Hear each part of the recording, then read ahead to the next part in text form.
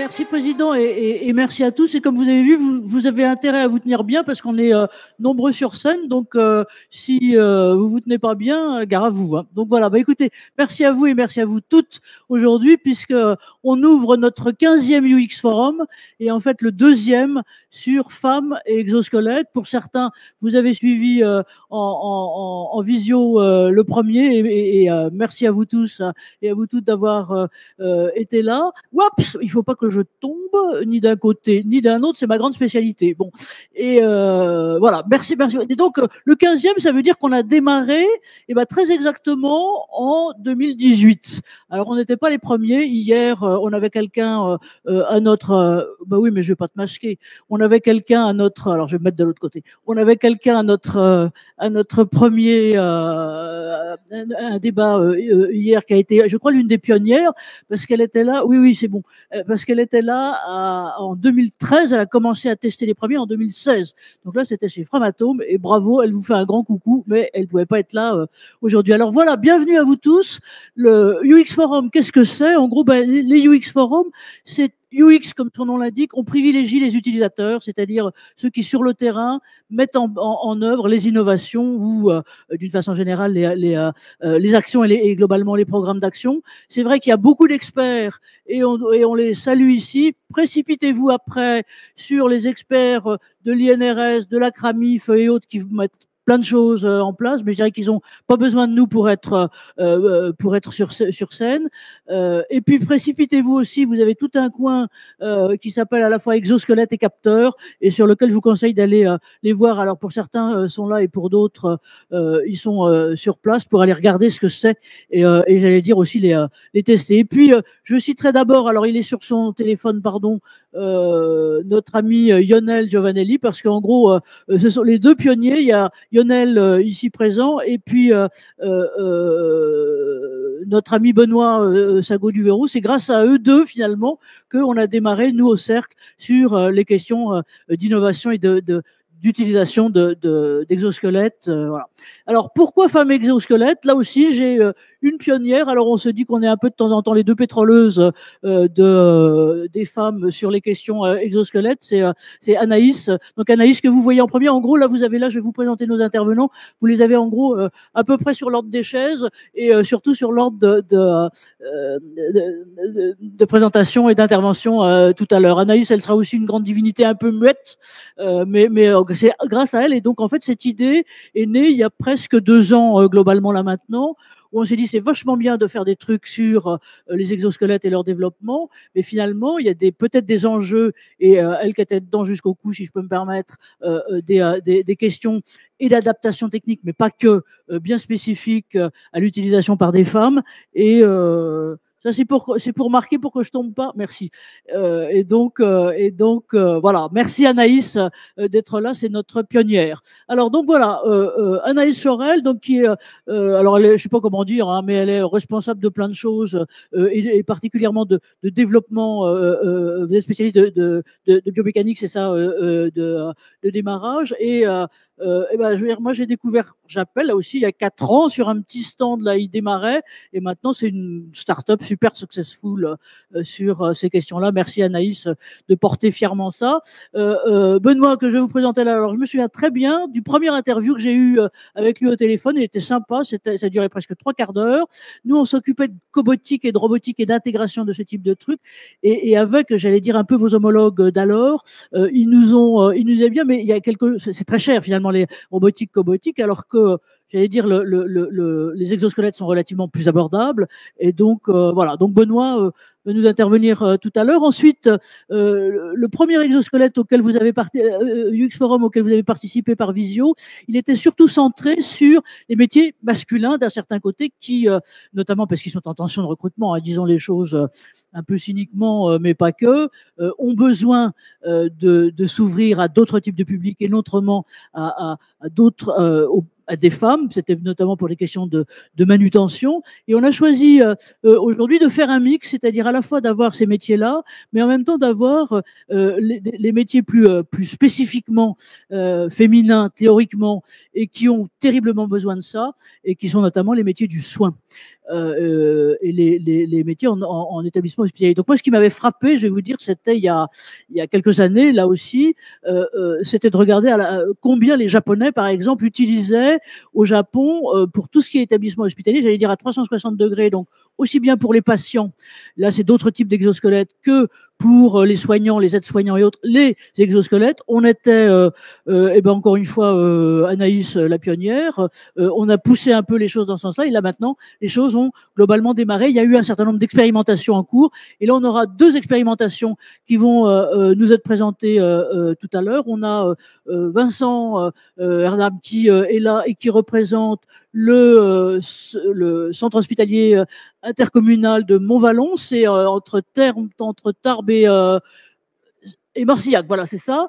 Et donc, il nous vient du Sud. Merci à lui d'être là. Et c'est une expérimentation qui est en cours. Lynn Farah, alors pour une fois, les choses sont inversées. Lynn Farah qui est là, et merci à elle d'être là. Elle, elle dirige, elle est pharmacienne, donc vous êtes pharmacienne d'origine, et elle dirige le laboratoire, enfin qui est le centre d'évaluation finalement d'innovation et de l'ensemble des équipements d'innovation de l'hôpital Foch. Donc là aussi, après une expérimentation qu'on avait, rappelez-vous, présentée avec j'allais dire l'infirmière chef qui s'occupait de ça et qui l'implémentait à l'hôpital Foch. Vous avez dirigé la structuration finalement de l'étude là-dessus. Et puis, comme on n'est pas raciste, comme vous voyez, ni totalement sexiste, on a quand même quelques messieurs otages avec Vincent et avec Benoît. On a aussi Nicolas. Alors Nicolas, finalement, on aime bien la Suisse. Hein. Nicolas nous vient de Suisse. Quand on s'est connus, il s'occupait notamment, il avait entrepris, alors je vais dire, pardon, hein, à la Suisse, c'est-à-dire de façon extrêmement précise et structurée, l'intégration de systèmes d'assistance physique au global par les postiers. C'était à la Poste suisse, et maintenant vous l'avez développé globalement ailleurs. Donc Nicolas nous fera un point là-dessus. Et puis alors cette fois-ci dans le monde, j'allais dire industriel, mais là cette fois-ci on est de l'autre côté de la France puisque c'est la Bretagne. Là cette fois-ci Justine Sepeau, donc qui est elle responsable HSE, c'est ça de Mère Alliance, et Mère Alliance donc est une structure, à chaque fois que vous prenez du saumon et que vous l'achetez en marque de distributeur, disons les choses, c'est vous. Donc en gros c'est vous qui globalement êtes voilà, d'ailleurs je fais la pub, hein. Et donc Mère Alliance a été est intégrée au groupe international qui s'appelle Thai Union sur ces questions-là. Et donc là aussi expérimentation. Alors c'est un autre milieu, j'allais dire complexe. Le milieu de soins est un milieu particulièrement complexe. Celui-là, il l'est aussi parce qu'en plus, il est dans le traitement de poissons, c'est dans le froid. Et donc, on a d'autres types de contraintes sur ces questions-là. Et puis alors, nos deux, j'allais dire, grands yeux qui sont pas seulement sur l'épicycle de mercure, mais beaucoup plus pratiquement aussi à la fois sur les études et en même temps sur la question des femmes. Et alors, j'ai l'honneur, Eric, si j'ai le droit, de dire que parmi les prochains thèmes forts de Préventica en septembre à Toulouse, ça sera femmes en santé en univers professionnel. Eh bien, Juliette m'a poussé là-dessus. Elle était présente au premier UX Forum Femmes, et donc elle incarne, si je peux me permettre, ici non seulement la filière, l'ensemble et la dynamique de Femmes Tech sur la question de la santé des femmes et notamment de la santé intime des femmes. Ça ne sera pas l'objet aujourd'hui, mais ça sera l'objet fin juin. On vous en dira. Et puis Christine, Geoffrion, professeur Christine Geoffrion, que nous saluons. Christine, et donc nous on la connaît depuis Nantes. Hein, vous étiez, je sais que dans d'autres on a primé vos étudiantes sur un certain nombre de développements en matière de santé-travail, vous êtes professeur de psychologie du travail, sur toutes les questions justement de santé. Il y en a pas tant que ça. Donc merci à vous, merci à toi Christine d'être là aujourd'hui. Voilà.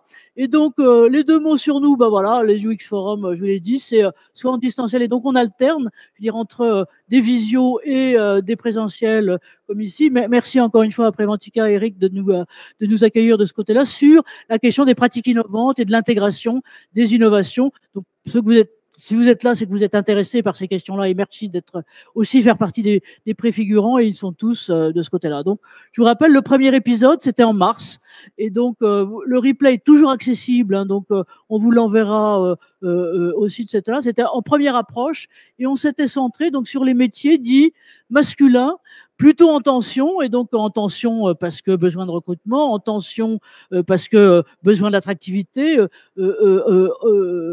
En tension, et c'est merci encore une fois à tous les deux d'avoir amorcé les choses, en tension parce que besoin de connaissances et de connaissances spécifiques sur la dimension femme, qui est pas des masses.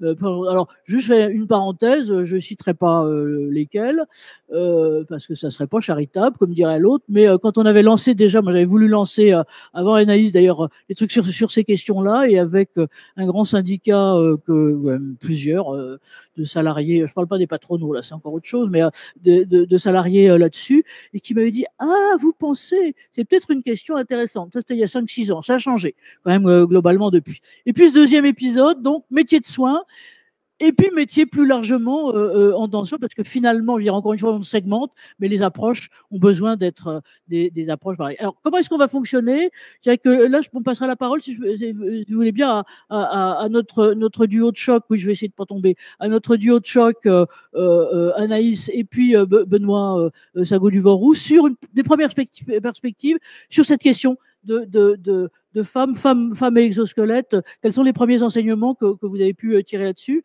On verra des exemples qui est à la fois du vécu, des retours d'expérience et des analyses sur les métiers de santé. Ça sera Vincent et Lynn, si je peux me permettre. Et puis, plus largement, d'autres types de métiers. Hein, donc, notre duo, alors, un tout petit peu la parole, hein, pardon, je suis très chiante comme d'hab, pour Nicolas et un peu plus pour l'exemple que donnera Justine. Et puis, cette approche femme et aussi de psychologie du travail ensuite et débat avec vous qu'on poursuivra sur d'autres points. Donc, les premières approches, premiers enseignements. Aussi, les visuels que vous voyez là, c'est par exemple, c'était ceux des exemples de la dernière fois, hein, c'est-à-dire en fait des métiers durs, des métiers de manutention développés par, dits durs, dits à risque physique important. Et donc, il y en avait un qui était en maintenance, par exemple, d'équipements de transport. Et donc, vous voyez, la fille que vous voyez là, elle a des trucs lourds à porter. Une autre qui était, cette fois-ci, en manutention de produits agricoles. Et donc, pareil, là, c'était une jeune femme qui avait une envie folle, je dois dire, qui avait tout fait, était passée par caissière de supermarché, rentrée dans un EHPAD, et il n'y avait pas ça, donc elle n'avait pas apprécié, donc elle voulait absolument, c'était d'un milieu agricole, travailler là-dedans. Bon, voilà, donc ça c'était ça, et puis